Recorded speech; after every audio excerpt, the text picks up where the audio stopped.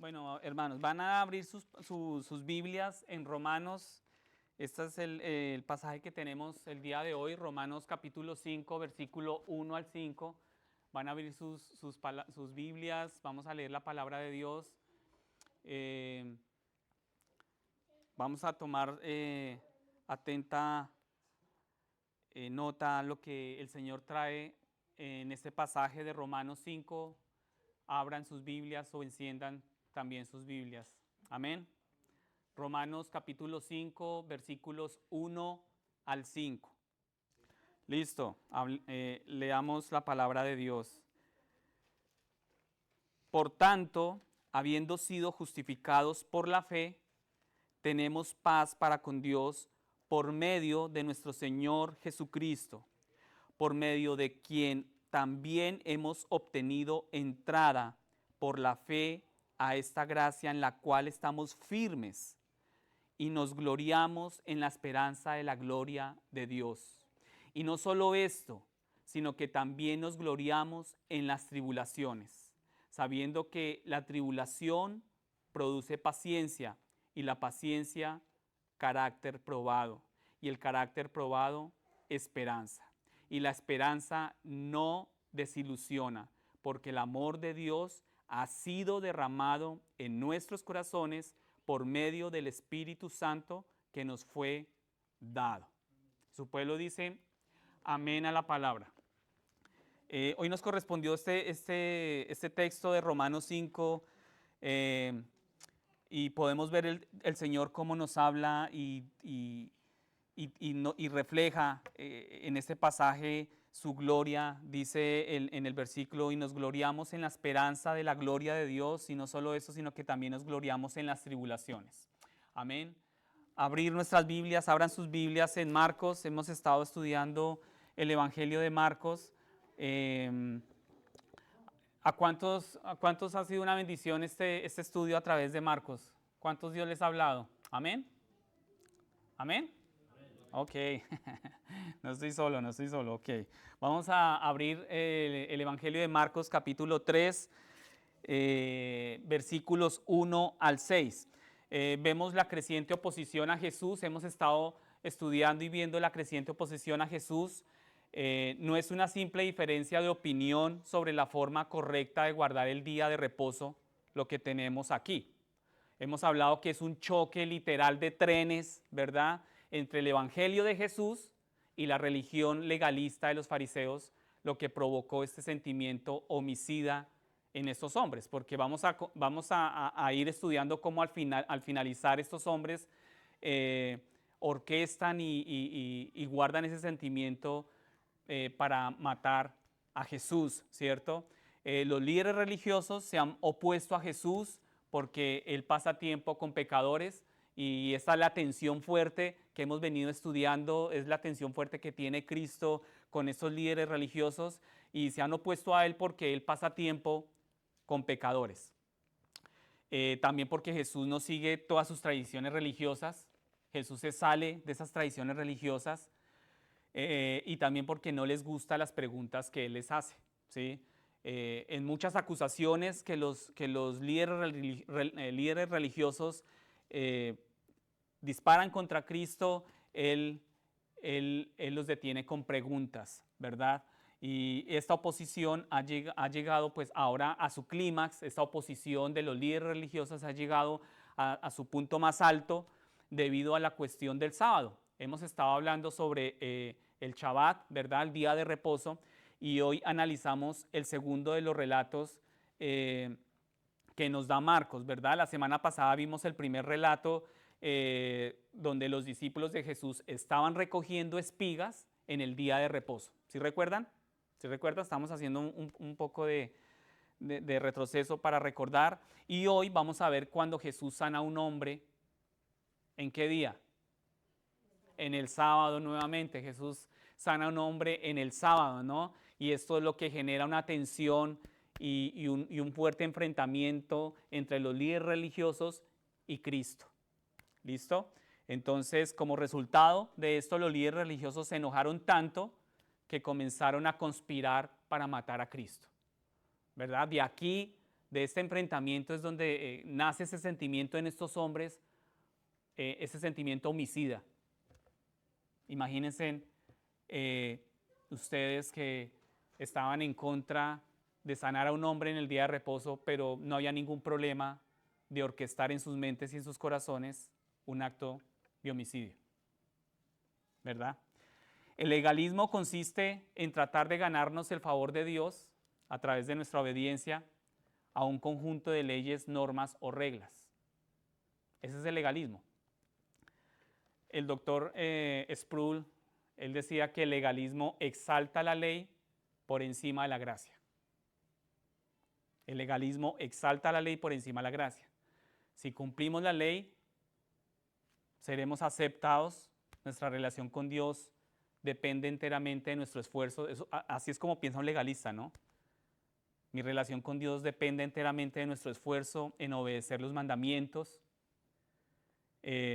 Mientras mejor me comporte, seré más bendecido. Mientras mejor obedezca y cumpla y haga, ¿no? Seré más bendecido. Así piensa un legalista.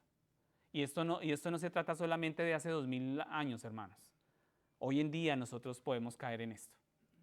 El problema del legalista es que él presupone que su obediencia es la base de su aceptación en la presencia de Dios. ¿Sí me siguen? El problema legalista es que él presupone que su obediencia es la base de su aceptación en la presencia de Dios. Entonces vamos a añadir reglas a la ley y ahí es cuando perdemos de vista el corazón de la ley, que es lo que Cristo realmente vino a enseñar, el corazón de la ley. Y cambian el corazón de la ley por la letra de la ley. Y empiezan a añadirle reglas, y es lo que veíamos hace 8 días. El legalista está más preocupado por la forma que por el fondo. El legalista está más preocupado por la apariencia, ¿no? Por la forma en que se ve, que por el fondo. ¿Y saben por qué pasa eso? Porque es más fácil conformarse a un grupo de reglas externas que lidiar con los problemas del corazón. ¿Es así o no? Es más fácil yo aplicar, hacer y no hacer una cantidad de reglas que lidiar con mis propios problemas de mi corazón. Los religiosos están tan preocupados por honrar un solo día para el Señor que se han olvidado lo que Dios requiere cada día. Y podemos caer en esa religiosidad, preocuparnos más por el día para el Señor, pero nos olvidamos que Dios requiere que cada día de nuestras vidas sea para Él. ¿Es así o no, hermanos? Entonces, en base a esto, se ha titulado el sermón, el pastor colocó como título de este sermón, Cada día es para el Señor. Y me encanta cuando hay títulos, porque nos da una idea general de lo que el Señor nos va a hablar. Cada día es para el Señor. Y yo le sumaría a esto, todos los días es para el Señor, todo lo que hagamos es para el Señor, lo que hacemos en nuestros hogares es para el Señor, lo que hacemos en nuestros trabajos es para el Señor, lo que hacemos aún aquí en la iglesia es para el Señor. Cuando adoramos, cuando oramos, cuando escuchamos la palabra, ¿es para quién? Para el Señor. Ya con esto en base, hermanos, vamos a leer nuestro texto, Marcos 3, versículo 1 al 6. Amén. ¿Ya lo tienen? ¿Sí lo tienen? Ok. Dice así la palabra de nuestro santo Dios, dice, otra vez entró Jesús en una sinagoga y había allí un hombre que tenía una mano seca. Y lo observaban para ver si lo sanaba en el día de reposo, para poder acusar a Jesús. Y Jesús le dijo al hombre que tenía la mano seca, levántate y ponte aquí en medio. Entonces Jesús dijo a los otros, ¿es lícito en el día de reposo hacer bien o hacer mal? ¿Salvar una vida o matar? Pero ellos guardaron silencio y mirando con enojo a los que lo rodeaban y entristecido por la dureza de sus corazones, le dijo al hombre, extiende tu mano. y él la extendió y su mano quedó sana. Pero cuando los fariseos salieron, enseguida comenzaron a tramar con los herodianos en contra de Jesús para ver cómo lo podían destruir. Amén. Fascinante, ¿no? La palabra del Señor. Y esto es lo que vamos entre ustedes y yo vamos a ir desarrollando el tema. Los fariseos estaban tan enojados que inmediatamente comenzaron a conspirar. Tenían un problema porque se estaba sanando a un hombre, ¿verdad? Pero no había ningún problema para conspirar destruir a Jesús. No había problema ahí, ¿verdad? Nuevamente tenemos otro relato simple y directo de lo que ocurrió. Jesús entró en la sinagoga, sanó la mano del hombre. Hay una discusión sobre lo que es correcto hacer en el sábado, hacer el bien o el mal, curar o matar. Y cuando Jesús hace el bien, esos hombres se enfurecen. Cuando Jesús sana a este hombre, esos hombres se enfurecen. La cuestión de nuevo aquí, hermanos, no es lo que hizo Jesús, ¿verdad? Aquí el problema es el día en que lo hizo. O sea, los líderes religiosos quizás podrían estar diciendo, sánalo cualquier otro día, menos este, ¿no? Entonces, el problema aquí es el día en que lo hizo. Y en ambos relatos estamos viendo que Jesús realizó este milagro en el día sábado, ¿verdad? Entonces, vamos a continuar con la enseñanza sobre el sábado. Hemos tocado, y ustedes yo creo que ya han ampliado un poco el tema sobre el Shabbat y demás para los judíos. Y vamos a continuar con la enseñanza sobre el sábado que ya la habíamos tocado y discutir cómo un cristiano debe entender el sábado hoy en día, ¿verdad? Y como mencionamos la semana pasada, el Shabbat judío es el sábado, ¿sí? Y se observa ese día de la semana para, digamos que se estipula ese día para adorar y descansar, ¿cierto? Es algo que el Señor pues lo tenía registrado y lo hacen porque el cuarto mandamiento dice, ¿qué dice el cuarto mandamiento? Acuérdate del día de reposo para santificarlo, ¿cierto? Eso es lo que el Señor dice en ese mandamiento. Y en ese día no haréis ningún trabajo, ¿sí? Entonces, como mencionamos la semana pasada, Dios no dio, pues digamos que no dio muchos detalles específicos sobre lo que se considera trabajo, ¿verdad? Sin embargo, en los días de Jesús, los fariseos y los rabinos habían desarrollado, el viernes también tocábamos este tema, los rabinos y fariseos desarrollaron 39 categorías de actividades prohibidas, le añadieron estas reglas y sin embargo todas estas eran pues tradiciones y no eran mandamientos de Dios. Eran tradiciones y mandamientos de hombres, mas no mandamientos de Dios, ¿sí? A Jesús lo acusaron de quebrantar la ley del sábado, pero no fue eso lo que él hizo. Fueron únicamente las tradiciones de esos hombres las que Jesús violó. Y por eso se enfurecieron, se tocaron, ¿no? Bastante. Entonces, no mucho después de esto, Jesús, él iba a predicar en el Sermón del Monte. En Mateo 5, 17 vemos, en este sermón Jesús dice, no penséis que he venido para abolir la ley o a los profetas. No he venido para abolir, sino para cumplir, para cumplir. El mismo Cristo dijo que Él no venía para quebrantar, para pasar por encima de la ley, no, Él venía para cumplirla. Así que como cristianos queremos entender, hermanos, cómo Jesús ha cumplido la ley del sábado y cómo debemos vivir basados en el nuevo pacto, porque nosotros estamos viviendo bajo un nuevo pacto. Primero, Jesús es nuestro sábado.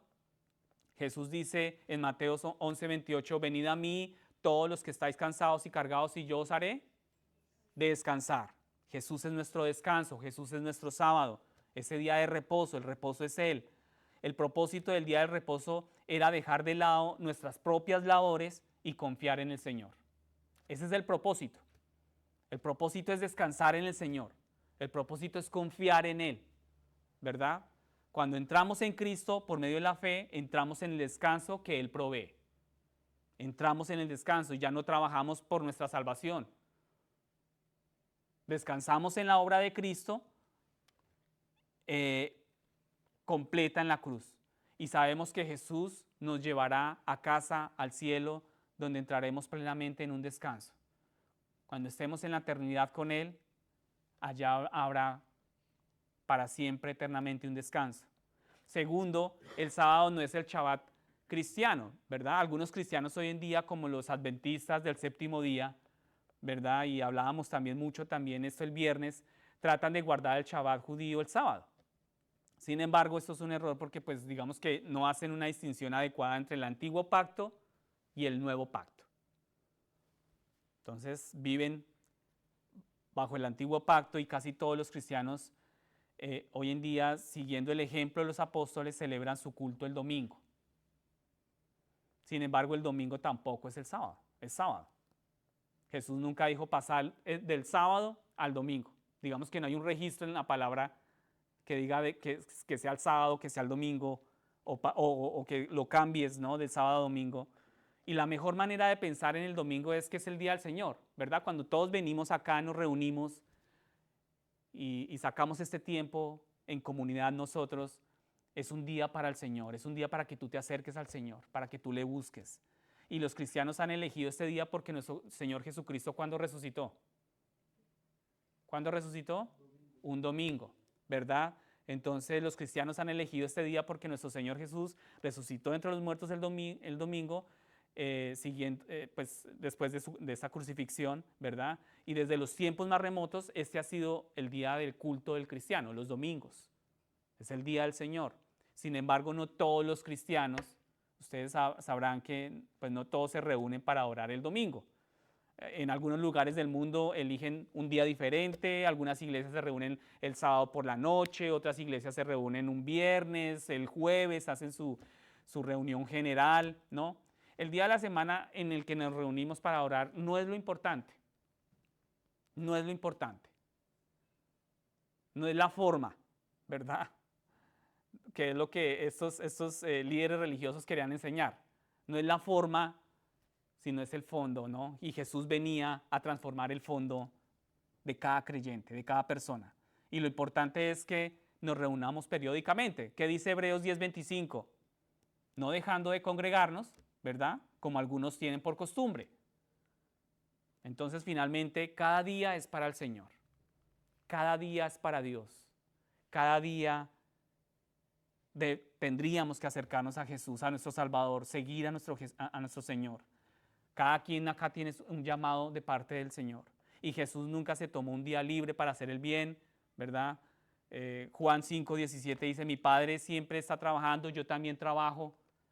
Entonces, adorar solo un día a la semana, no, o sea, siempre tendremos que estar adorando al Señor. Todos los días son para el Señor. Como cristianos debemos hacer todas las cosas para el Señor, como les decía ahora. Todo debemos hacerlo para el Señor. Colosenses 3:23. Hacer todas las cosas para el Señor. Todas las cosas que tú hagas son para el Señor. Todo. Lo que tú haces en tu hogar. Ahora que orábamos por nuestros hijos y hablábamos de que en el hogar es donde tenemos que empezar a buscar al Señor. Todo esto tenemos que hacerlo para el Señor. Y vamos a mirar en Romanos 12:1, dice, presentéis vuestros cuerpos como sacrificio vivo. Aparte que tenemos que hacer todas las cosas para el Señor, tenemos que presentarnos como un sacrificio vivo ante el Señor también. Todas las cosas, ¿verdad? Trabajo, descanso es para el Señor y un sacrificio vivo es cada día estar vivos para el Señor, buscar al Señor. Así que cada día debemos trabajar y descansar en el Señor. Ahora bien, aquí la realidad, hermanos, durante este tiempo es que nuestros cuerpos todavía necesitan descanso. Nosotros debemos reconocer que nuestros cuerpos necesitan descanso. No podemos seguir adelante sin parar, ¿verdad? Y más en la cultura en la que estamos, que todo es trabajo. Algunos cristianos creen que es prudente tener un día de descanso semanal. Y Dios dio ese mandamiento, o sea, Él descansó, ¿verdad? De trabajar. Y si lo hacen, si estos hermanos tienen un día de descanso semanal, si hay hermanos que lo hacen, está bien por ellos. Romanos 14:5 dice, uno juzga que un día es superior a otro, otro juzga iguales todos los días, cada cual esté plenamente convencido según su propio sentir. Entonces, si para una persona es guiada y es movida por Dios a guardar el sábado y buscar al Señor, no podemos juzgarlo. Tampoco podemos juzgar con qué intención, con qué intención lo hace en su corazón. Porque podríamos decir, no, pero es que él lo va a hacer, pero él va a guardar ese día, pero es que él lo está haciendo es como para cumplir esa regla y ese mandamiento. No, nosotros tampoco podemos pesar los corazones. El único que pesa los corazones y juzga y sabe el corazón quién es, el Señor. Entonces nosotros qué derecho tenemos de pesar y juzgar el corazón de alguien si lo hace. Si alguien tiene el sentir de adorar al Señor un sábado, está bien por él. Amén. En otras palabras, déjalo hacer como el Espíritu lo guíe. Déjalo hacer como el Espíritu lo guíe. Y si tienes una opinión diferente a la de tu hermano o hermana, no tiene por qué haber problema ahí. Tenemos que respetar eso, ¿verdad? Jesús en su humanidad necesitaba descansar como todos nosotros. A veces veíamos a Cristo en una barca durmiendo, en medio de una tempestad. ¿Sí recuerdan esa historia? Veíamos a Cristo descansando, otras veces lo veíamos sentado bajo un árbol. Pero cuando había personas a quienes servir, Él no se detenía. Él no escatimaba en esfuerzos, en tiempo. Él no se quedaba sentado sin hacer nada.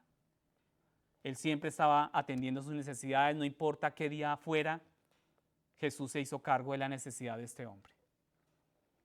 Pasemos al versículo 1 y 2. Vayan conmigo, hermanos, al versículo 1, 2 del Evangelio de San Marcos. Vemos inmediatamente aquí, ¿qué es lo que vemos acá?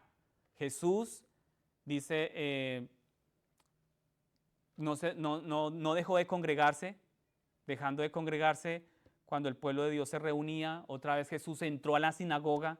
Ustedes ya saben, hermanos, para qué estaban las sinagogas. Eran lugares para buscar al Señor. Y está de nuevo Jesús aquí, vemos a Jesús de nuevo en la sinagoga, cumpliendo, ¿no? Un sábado, y lo más probable es que esto estaba ocurriendo en Capernaum, ¿verdad? Y esto sería el viernes por la tarde del Shabbat judío. Aquí estamos viendo a un Cristo, vemos a un judío guardando, ¿no? El Shabbat, y estaba entrando aquí a la sinagoga. Y allí estaba un hombre con una mano paralizada. Alguna de sus Biblias podría decir seca, ¿verdad? Y eso podría ser un defecto, quizás pueda ser un defecto de nacimiento, podría ser el resultado de una parálisis, no lo sabemos, pero lo cierto acá es que los fariseos querían acusar a Jesús de hacer algo malo, así que lo estaban observando de cerca, los fariseos estaban como pendientes, ¿no? de cada movimiento, de cada decisión de Jesús, y los fariseos estaban atentos a lo que Jesús decía o hacía, principalmente en este día. Y así que lo estaban observando, y uno se pregunta si colocaron allí a este hombre, quizás lo colocaron para ver Jesús qué iba a hacer, ¿sí? A Jesús qué se le iba a ocurrir hacer en este día de reposo. Y a estas alturas los fariseos no tienen ninguna duda de que Jesús puede sanarlo. Ellos sabían, ¿no? Y es impresionante cómo el legalismo y la religiosidad nos puede llevar a nosotros a ser tan duros, sí, tan fuertes, tan fuertes primeros en juzgar, en señalar y estar pendientes de mi hermano, qué no hace y qué hace, qué quebranta y no quebranta. Y anteponemos la ley bajo la gracia, bajo la misericordia, tapamos la bondad, ¿no? La compasión por mi hermano. Y la pregunta es, ¿sanará? ¿Jesús sana? Jesús hace el milagro, y hoy en día ocurre lo mismo con nosotros, ¿no? El Señor tiene el poder para sanar, pero no siempre sabemos si su voluntad es sanar. Y algunas personas dicen, sí, siempre la voluntad de Dios es sanar, sin embargo, es un error, ¿no? Hay muchos que tienen, que hacen ayunos y hacen una cantidad de cosas como para doblarle el brazo a Dios y obligarlo a que tiene que ocurrir el milagro, tiene que ocurrirlo, tiene que hacerlo. Y esto nos lleva a meditar en cómo Dios usa la aflicción. Dios, ¿por qué usa la aflicción entonces? ¿Verdad? Cómo Dios usa una enfermedad. Cómo estas cosas nos recuerdan nuestra humanidad, nuestra fragilidad. Cada vez que tú y yo tenemos una enfermedad, cada vez que tú y yo tenemos una aflicción, una dificultad, nos vemos frágiles. Ya el orgullo baja, ¿cierto? Se quebranta. La altivez del ser humano es totalmente, nos vemos frágiles, ¿sí? Y cómo estas cosas nos hacen mirar más allá de nosotros mismos y ahí es cuando confiamos más en el Señor. Y cosas como estas pueden hacernos crecer en humildad y formar nuestro carácter para ser como el carácter ¿de quién? De nuestro Salvador, de Cristo. ¿Qué dice Romanos 5, 3, 4? Romanos 5, versículo 3 al 4 dice, nos gloriamos en las tribulaciones. ¿Cuántos se glorían en las tribulaciones? Es difícil, ¿no? es complicado gloriarnos en las tribulaciones. Pero en su palabra está escrito, nos gloriamos en las tribulaciones sabiendo que la tribulación, ¿qué produce? Paciencia. Y la paciencia, carácter probado. Y el carácter probado, esperanza. Démonos cuenta en cómo concluye, cómo inicia una tribulación y cómo finaliza, con esperanza. Pero no la vemos en el momento que estamos en esa aflicción. No vemos la esperanza, pero el Señor está obrando en nosotros. El Señor está obrando, moldeando nuestros corazones. Y todos nosotros nos enfermamos, nos hacemos mayores, nuestros cuerpos se desgastan. ¿Cuántos han visto que sus mismos cuerpos se han desgastado? ¿Cierto que sí? Andresito no, pero la mayoría sí. La mayoría sí, ¿verdad? Nuestros cuerpos se desgastan y siempre fue la voluntad de Dios. Y si siempre fuera la voluntad de Dios sanar, entonces pues la conclusión lógica sería que pues ningún cristiano moriría, ¿verdad? Y eso significaría pues aquí qué pasó, qué nos pasó, ¿verdad? Si nuestros cuerpos se están desgastando, hace como 15 días fuimos a jugar un poco de fútbol y el oxígeno, ya al otro día el dolor en todo nuestro cuerpo, ¿verdad? ¿Pero qué está pasando aquí? Sí, ¿verdad? Entonces la conclusión lógica sería que ningún cristiano pues tendría que vivir esto, pero Dios simplemente nos haría mejores o entonces nunca moriríamos y pues esto no es verdad, hermanos. Ustedes y yo sabemos que esto no es verdad. Nosotros somos testigos fieles de que nuestros cuerpos se desgastan. Y ahora ya hemos visto que cuando Jesús sana representa el perdón de los pecados. Marcos 2, del 10 al 11, dice, para que sepáis que el Hijo del Hombre tiene poder para perdonar pecados, Jesús le dijo al paralítico, levántate y anda. Esto representa esta enfermedad, ¿no? Esta parálisis, que el perdón se hace efectivo de nuestros pecados. Y también debemos entender que la curación del cuerpo mira hacia la resurrección. Primera de Corintios 15 al 53 dice, porque es necesario que esto corruptible se vista de incorrupción y esto mortal se vista de inmortalidad. La resurrección es cuando la obra de salvación se completa plenamente en nosotros, hermanos. Y Cristo, tú y yo sabemos que Cristo regresará, nuestros cuerpos serán resucitados y glorificados, levantados en gloria, y nuestras almas que ya han sido purificadas por la fe se unirán a estos nuevos cuerpos y así seremos por la eternidad. No más enfermedades, no habrá más dolor, no habrán lesiones. Cuando estemos allí en la eternidad, hermanos, no habrán lesiones, no habrá muerte, no habrá dolor, no habrán lágrimas. Cuando Jesús sana representa el Evangelio. Entonces, ¿por qué Jesús no haría estas cosas en el día de reposo?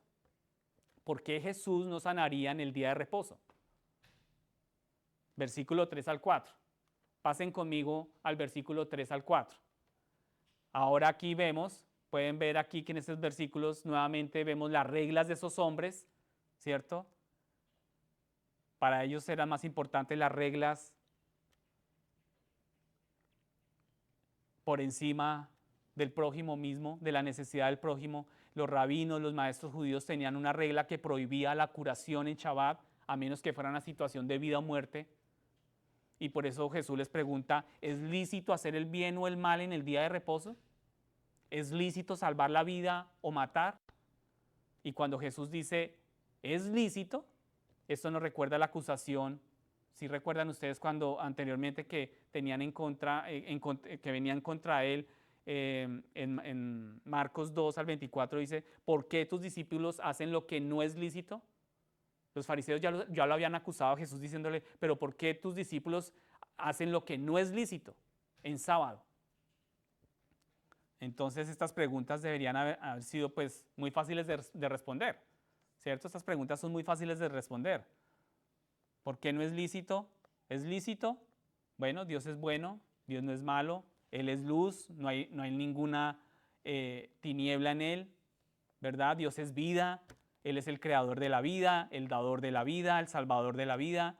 En Hechos 17:28 dice, en Él vivimos, nos movemos y existimos en Él. En Éxodo 20:13 dice, y nos manda, no matarás. Y estos deberían haber sido las respuestas muy fáciles a la pregunta de Jesús, ¿es lícito? Pero esos hombres se quedan callados. ¿Y el que calla?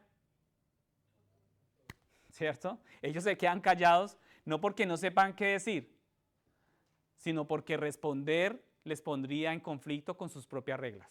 O sea, si ellos responden, ¿verdad? Lo que realmente Dios, lo que Dios hace con su pueblo, iría en contra de sus reglas, de lo que ellos habían inventado en el momento. Esto pues se pone tensionante ese momento, hermanos, y una vez más realmente necesitamos reconocer la diferencia entre los mandamientos de Dios y las reglas de los hombres. ¿Por qué? Porque hoy en día mucha gente también tiene reglas y esas reglas, las hablábamos hace 8 días, no siempre coinciden con la palabra de Dios. Algunas personas dicen, ¿tocar instrumentos en la iglesia es pecado? ¿Cuántos creen que tocar instrumentos en la iglesia es pecado? ¿Cierto? Y eso pasa porque no hemos leído el Salmo 150. Aquí dice el Salmo 150. Alabad al Señor con... De hecho, leímos el Salmo hace 8 días, ¿verdad? Alabad al Señor con arpa, lira, con trompeta, flauta. ¿Bailar o danzar es pecado? Segunda Samuel 6:14. Para el Señor, dice, nunca has leído, David danzó ante el Señor. Algunos dirán, ¿practicar deporte es un pecado? Levanten las manos que creen que... Y aquí todos les encanta el fútbol, ¿no? ¿Dónde está eso en la Biblia? ¿Cierto? En ningún lado dice eso en la Biblia.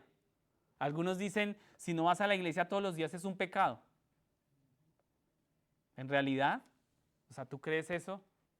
Pero realmente en la palabra no está escrito eso. Y estos dos paradigmas de obediencia, hermanos, son completamente distintos a la obediencia de Jesús. Esta obediencia que los fariseos y estos líderes religiosos enseñaban es diferente a la obediencia de Jesús. Es diferente a la obediencia de los fariseos. Los fariseos, ellos obedecían para ser aceptados por Dios, para ganar el don y el favor de Dios. El creyente, por el contrario, el creyente obedece ¿por qué? Por gratitud. Porque sabe que ha sido aceptado por ese Dios infinitamente bueno, hermanos. Por ese Dios lleno de gracia únicamente por medio de la fe. El que vive en religiosidad y en legalismo obedece. Él obedece para ganarse el favor de Dios. Para ganárselo, para trabajarlo. El creyente, hermano, nosotros como creyentes debemos obedecer por gratitud a Él. Porque Él nos amó infinitamente. Porque Él fue el que nos rescató. No encuentro ninguna de estas reglas, no encontramos ninguna de estas reglas en las Escrituras. No las encontramos. Y lo que sí encontramos es que se supone que debemos ayudar a las personas que lo necesitan. ¿Cuál es el segundo mandamiento más importante? Amar a tu prójimo, ¿verdad? Pero es más fácil cumplir con unas reglas, dejar de cumplir otras, que amar al prójimo y poner la necesidad del prójimo antes que la mía. Este hombre tenía una mano seca, no pudo, ustedes imagínense en este hombre no poder usar esta mano, probablemente le impedía trabajar.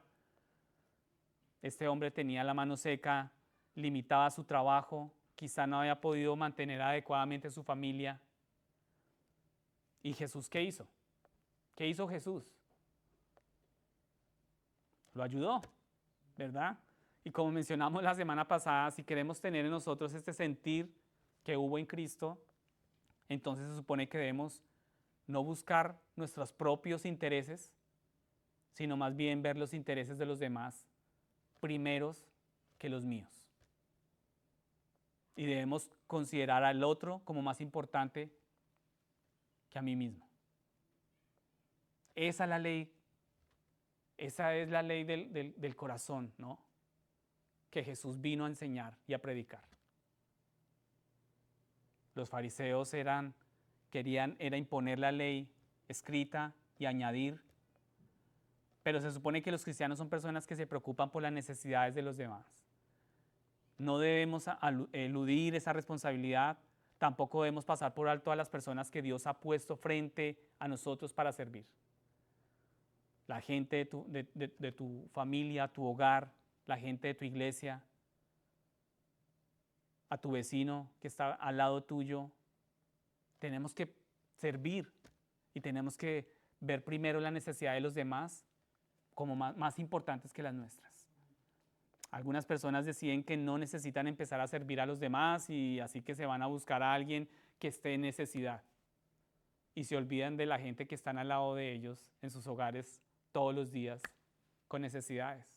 Pero si estoy saliendo a buscar a alguien que tenga necesidad, ¿no?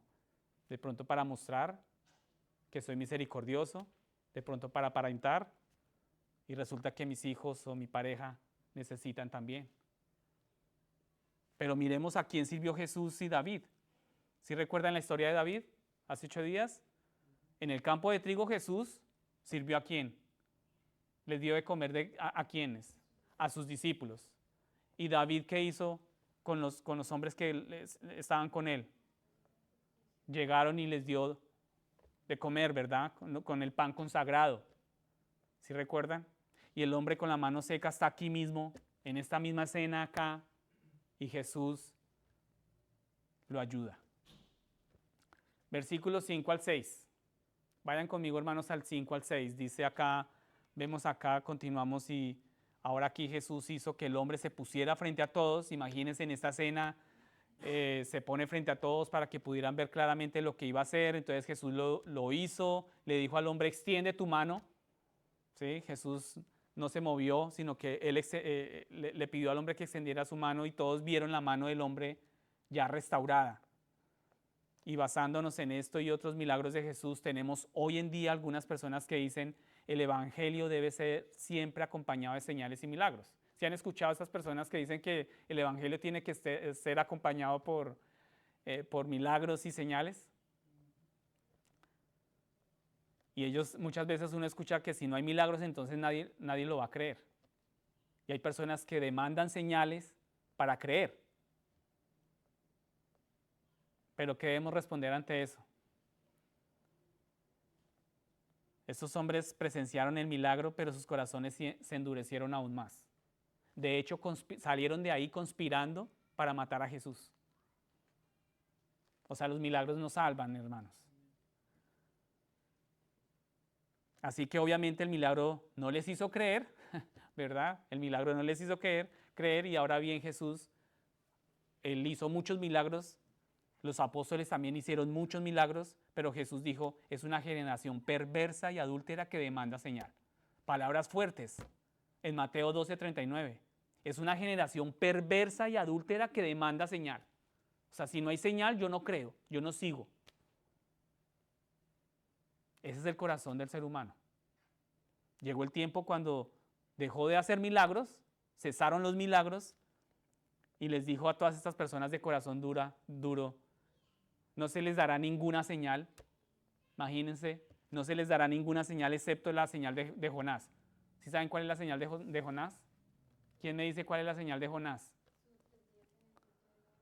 Sí, así como Jonás estuvo 3 días en el vientre del pez, del gran pez, o ballena, como otros le dicen, lo llaman, así también el Hijo del Hombre estará 3 días en el corazón de la tierra. Y esa es la fe en la muerte de Cristo, en la sepultura y resurrección de Jesús, la que salva a una persona. Esa es la fe, hermanos. La fe en un milagro no es necesariamente fe en Jesús.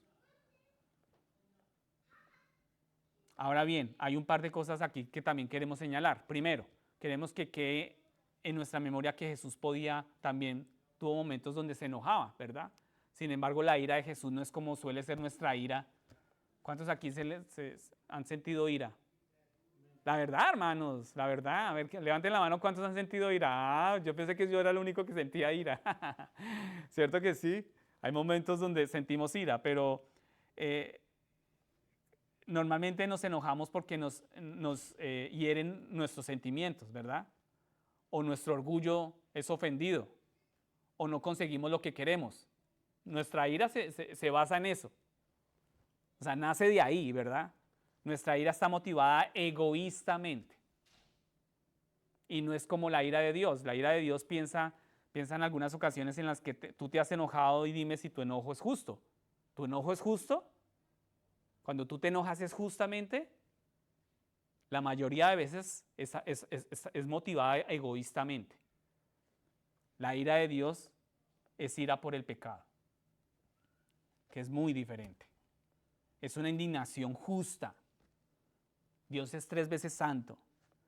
Y Jesús se enoja porque vio la dureza de los corazones de esos hombres. Jesús sabía lo que estaba pasando dentro de ellos y se vio enojado. Y segundo, lo que vemos aquí en el versículo 6 dice que queremos ver que nuestro pecado también entristece a Dios, ¿no? Vemos Jesús indignado, pero al mismo tiempo Dios se entristece, al mismo tiempo Jesús está enojado, pero también causa en él una gran tristeza por esos hombres. Y esa es la compasión, ese es el amor de nuestro Dios, hermanos. Amén. Es la razón exacta por la que Jesús está aquí. Él está aquí para ir a la cruz y pagar por nuestros pecados para que podamos ser restaurados, tú y yo, nuestras vidas restauradas ante Dios. Y necesitamos entender esto. ¿Por qué? Como creyentes el pecado no tiene cabida en nuestras vidas. Cuando pecamos, ¿a quién entristecemos? Al Espíritu Santo. El Espíritu nos dice todo el tiempo, no hagas esto.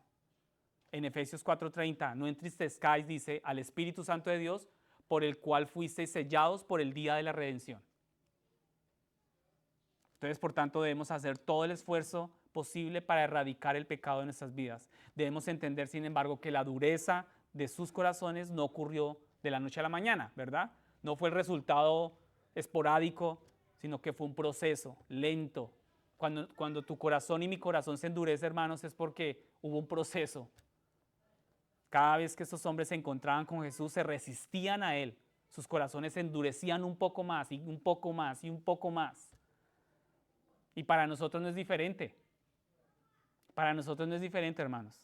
Cuando escuchamos el Evangelio y lo rechazamos, cuando somos apáticos a abrir la palabra en nuestros hogares, a orar, cuando somos apáticos a congregarnos, cuando somos apáticos a hacer otras actividades que sí nos producen felicidad, pero nos da aburrimiento venir a la iglesia.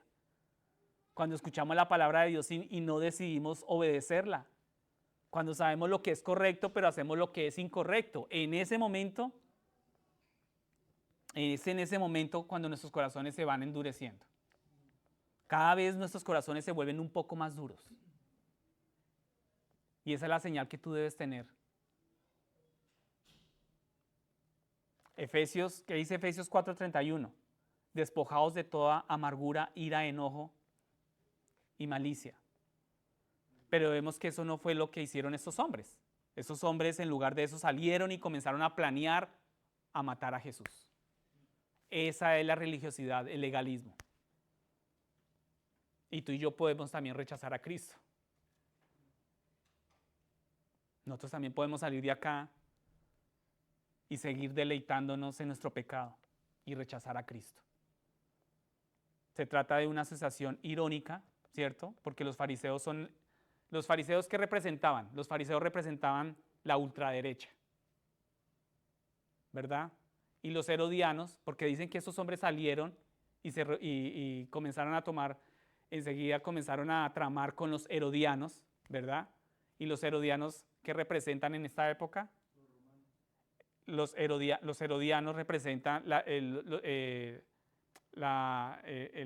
lado liberal, izquierdista, ¿sí?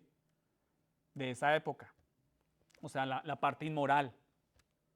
Entonces representan a dos grupos de judíos que están lados opuestos de las cosas religiosas, morales y políticamente en ese momento. Sin embargo, estas dos fuerzas se unen. Imagínense el odio común que tenían y el rechazo hacia Cristo. Esto es lo que conlleva la religiosidad y el legalismo en nuestras vidas. Parece una asociación poco probable, pero se unieron los fariseos, los herodianos se unieron, y esto nos recuerda una verdad que da mucho de qué pensar, que todos los que están en contra de Jesús están en el mismo equipo. Aquellos que rechazan a Cristo y siguen deleitándose en su forma de hacer las cosas, en sus formas de vivir. Al final del día solo hay dos grupos de personas en este mundo. Aquellos que están siendo salvados y que siguen a Cristo y lo aceptan, y los que están muriendo y yendo a la condenación sin Cristo. Cualquiera que está en contra de Cristo está en la misma posición de rechazo.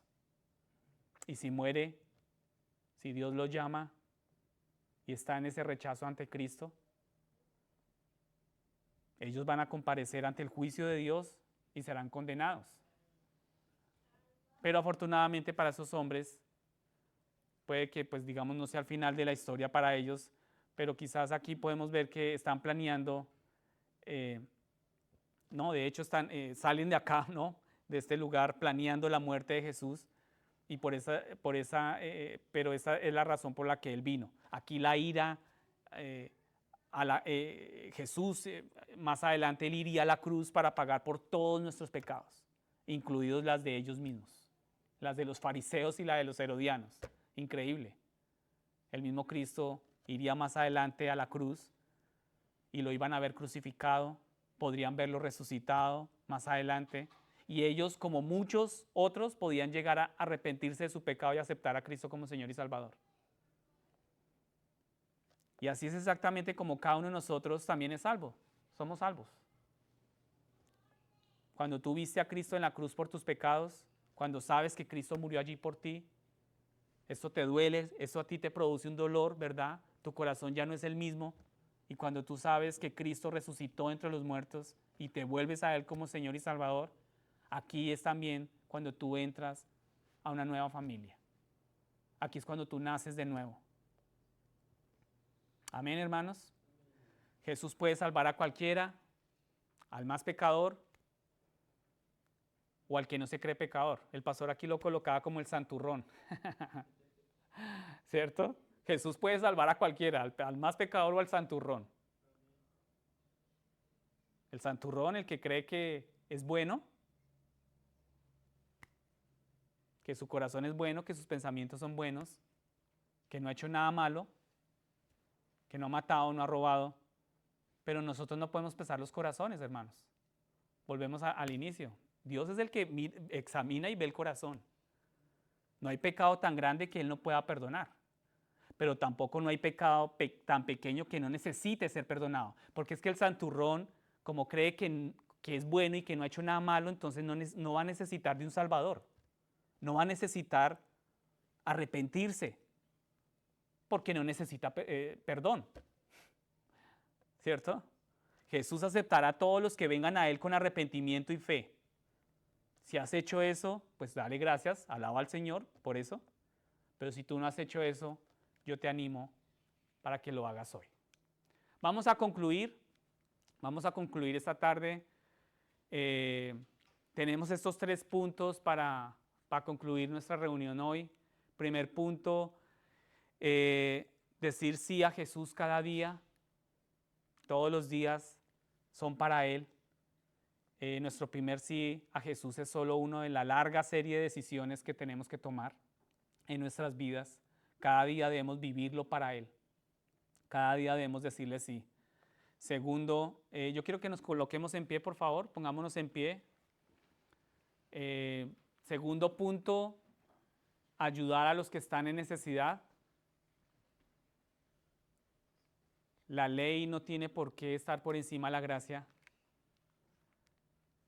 Tercer punto, en el segundo punto, ayudar a los que están en necesidad. Jesús nos ha ayudado en nuestra mayor necesidad. Él nos salvó. Él continúa ayudándonos cada día de esta vida y Él nos manda ayudar a los demás, a nuestro prójimo. Y por último, el tercero que dice, obedecer la palabra de Dios. No endurezcan vuestros corazones contra el Señor. No resistamos al Espíritu endureciendo nuestros corazones. Ese es el llamado de Dios para hoy. Amén. Vamos a alabar al Señor con esta canción para terminar.